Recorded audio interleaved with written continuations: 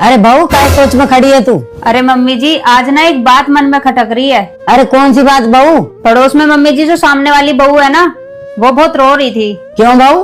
कह रही थी कि उसके पति के सामने उसके ससुराल वाले उसको बदतमीज बोलते हैं और उसका पति किसी को कुछ नहीं बोलता, बल्कि उसी को बोलता है कि तू किसी को अच्छी नहीं लगती। ऐसा होना ठीक है मम्मी जी? अरे नहीं बहू, ये ठीक नहीं है, लेकिन एक कड़वा सच भी है। अरे पत्नी की इज्जत दूसरों की जबान से नहीं गिरती। पत्नी की इज्जत और बेइज्जती के लिए सिर्फ उसका पति ही जिम्मेदार होता है। पर मम्मी जी, पत्नी के बारे में तो दूसरे लोग बोलते हैं ना, फिर पति को क्यों जिम्मेदार बोलते हैं? अरे बहू, वो जब ही बोलते हैं, सामने बैठा हुआ आदमी उसकी पत्नी की बुराई करने से किसी को रोकेगा नहीं, लेकिन वो लोग उसके सामने उसकी बेटी की बुराई नहीं कर सकते, क्योंकि वो लोग जानते हैं ये अपनी बेटी के बारे में एक लफ्ज भी सुनना पसंद नहीं करेगा। वही चुप्पी लोगों के लिए परमिशन बन जाती है। उन लोगों को ये पता है कि इसकी बीवी की बुराई करेंगे तो ये चुप सुन लेगा, इसलिए करने से डर भी नहीं लगता उनको। पर जो लोग मम्मी कहते हैं कि बहू बहुत बदतमीज है, मुझे लगता है वो पूरा सच नहीं होता। सही कहा बहू।